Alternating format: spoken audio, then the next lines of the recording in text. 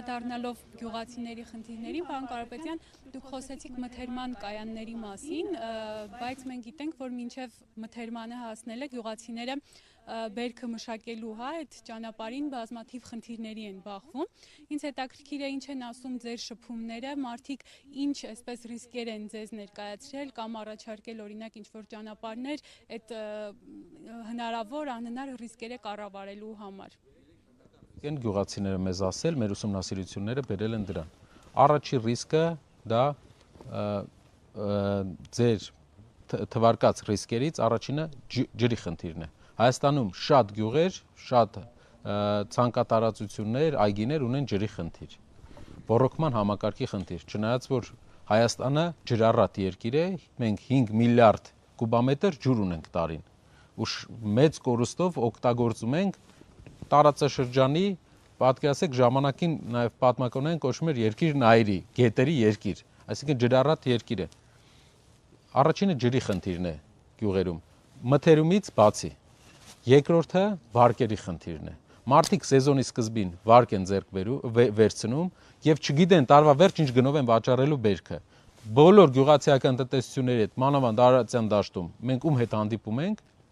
բոլորը ասում են, որ վարկերը 2 տարի լավ է գնում, 3-րդ տարի խնդիր է ունենում, ամբողջ կյանքը վարկերի տակ են մնում մարդիկ։ Եվ երրորդ խնդիրը, որ մենք տեսնում ենք հերթականությամբ, դա տեխնիկայի, գյուղտեխնիկայի խնդիրն է։ Հայաստանը փոքր երկիր է։ Հայաստանում գյուղտեխնիկա ապահովել ամեն շրջանում հեշտ բան է, ժամանակին դա եղել է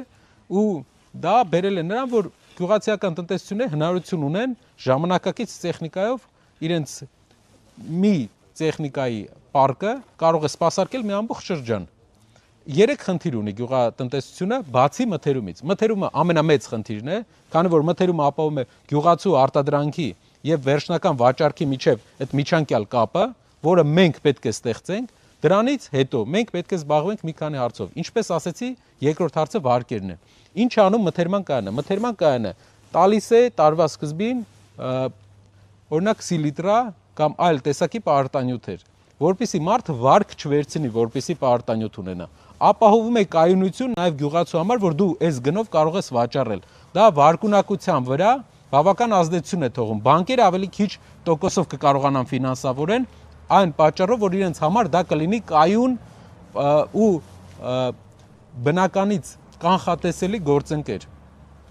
Գործընկերը կիմանանք, թե բերքը ինչքանով է։ Բանկային համակարգին ծանոթ լինելով ամենակարևոր բանը բանկերի համար կայունությունն է, կանխատեսելիությունն է։ Եթե մենք կարողանանք այնպես անել, որ գյուղացու համար գինը տարվա սկզբից պարզ լինի, գյուղատնտեսական վարկերի տոկոսների վերանայման հնարավորություն կունենանք։ Ջրերը, ոռոգման համակարգը երկրում ունի բարեփոխման կարիք։ Մթերման կայանները անելուց հետո, խնդրում եմ ուշադրություն դարձնել իմ ասացի վրա, այն քայլերից հետո, երբ մթերման կայանների process-ը մենք իրականացնենք, երկրորդ քայլը պետք է լինի ոռոգման համակարգի եւ գյուղտեխնիկայի ստեղծումը, պարկերի ստեղծումը բոլոր շրջաններով Հայաստանի։ Դա բերելու է նրան, որ